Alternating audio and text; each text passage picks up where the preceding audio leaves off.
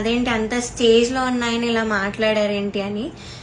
So ఇదొకటి, నన్ను చూస్తూ మాట్లాడారు ఇంకా. So it was very hurtful. Point number 3, so third వచ్చిన వాళ్ళకి ఆయన 1 lakh ఇస్తా అని చెప్పారు. 4th ప్రైజ్ వాళ్ళకి మూవీలో సాంగ్, అండ్ 5th ప్రైజ్ వాళ్ళకి ఆయన గ్రూప్ లో చేర్చుకుంటామని చెప్పారు సార్. సో ఇది ఎలా చెప్పారంటే, 5th ప్రైజ్ వచ్చిన వాళ్ళకి నా దగ్గరకి కొంతమంది రోజు వచ్చి చాకరీ చేస్తూ ఉంటారు, వాళ్ళ ట్రూప్ లో జాయిన్ చేసుకుంటా అని చెప్పారు. ఇలా చాకరీ అనే వర్డ్ వాడారు. అంటే ఇది డిస్రెస్పెక్ట్ఫుల్ కాదా? So this was very very bad. అంటే అలా అనకూడదు సింగర్స్, ఇలా చాకరీ చేసిపోతారు, నన్ను మిమ్మల్ని కూడా జాయిన్ చేసుకుంటారని ఇలా అన్నారు.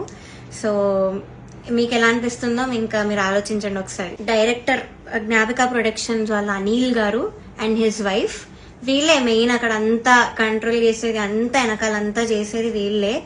సో ఫస్ట్ పాయింట్ వచ్చేసి సాంగ్ సెలెక్షన్. ఫస్ట్ నేను మీకు చెప్పినట్టు జడ్జెస్ అక్కడ బయాస్డ్. సో కిరాణి సార్ ఏమో మెలడీస్ వాడితే వేసేయడం, ఆయన కంపోజిషన్స్ వాడితే వేసేయడం, చంద్రబోస్ సార్ కూడా అంతే, సునీత గారు కూడా అంతే సేమ్. సో ఇలా తెలిసేసరికి ఒక కంటెస్టెంట్ కి మాత్రం ఓన్లీ వాళ్ళ సాంగ్స్ ఇచ్చారు, మోస్ట్లీ వాళ్ళ సాంగ్స్ ఇచ్చారు ప్రతి రౌండ్ లో. ఇంకో కంటెస్టెంట్ కి ఏమో నీకేమొచ్చో చెప్పు, ఆ సాంగ్ ఇచ్చేస్తామని చెప్పి ఇలా ఇచ్చారు ఒక కంటెస్టెంట్ కి. సెకండ్ పాయింట్, ఆ కంటెస్టెంట్ ఒక రోజు రాలేదు అనేసరికి అంతా షఫుల్ చేసేసి ఎపిసోడ్స్ అని ఏదేదో చేశారు.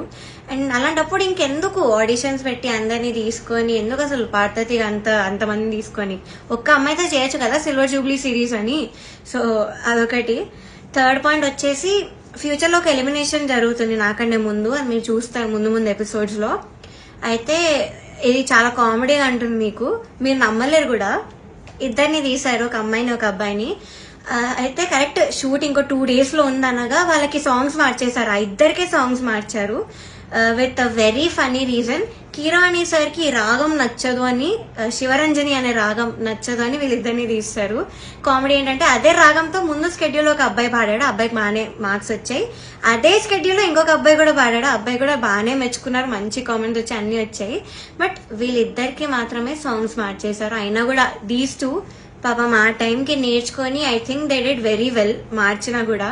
కానీ వాళ్ళనే ఎలిమినేట్ చేశారు యాజ్ ఎక్స్పెక్టెడ్. నేను అప్పుడు అనుకున్నా, యాక్చువల్లీ సాంగ్స్ ఇలా మార్చేసి అంతే ఏదేదో చేస్తున్నారో, నేను అప్పుడు అనుకున్నా వీళ్ళిద్దరిని తీసే ఛాన్స్ ఉంది అని. And the thing is, కిరాణి sir రాగం నచ్చకపోతే మరి ఎందుకు చేశారో తెలీదు. అంతర్యామి అనే పాట అదే రాగంలో చేశారు.